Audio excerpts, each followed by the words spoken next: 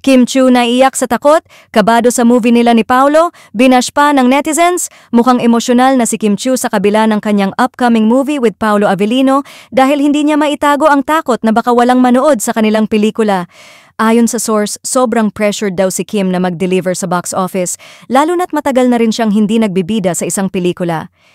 Noong nagkaroon ng mall show sa Cebu para i-promote ang kanilang pelikula, hindi raw napigilan ni Kim na maging emosyonal habang binabalikan ang kanyang humble beginnings sa lugar kung saan siya nagsimula. Grabe yung nostalgia, naalala ko talaga yung journey ko, ani Kim habang pinapahid ang luha. Pero ayon sa ilang nakakita, hindi lang nostalgia ang dahilan ng kanyang pag-iyak, may halong kaba raw itong nararamdaman. Takot na takot daw si Kim na bumagsak sa takilya.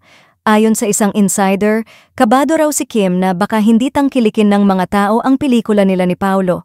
Sobrang pinaghirapan nila to, pero may fear pa rin siya na baka hindi ito mag-click. Feeling niya, kung mag-flop ito, parang bababa ang value niya bilang lead star, kwento ng source. Habang nagpapakatotoo si Kim sa kanyang kaba, ibang usapan naman sa social media.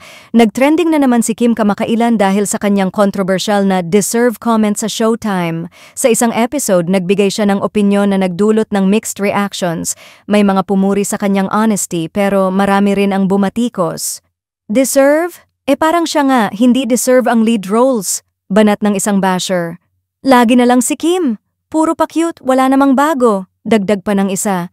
Ngayon, sabay-sabay ang emotional burden ni Kim, pressure sa pelikula, nostalgia sa Cebu, at walang tigil na bashing online. Tanong ng netizens. Kaya pa ba ni Kim na lumaban sa gitna ng mga pagsubok?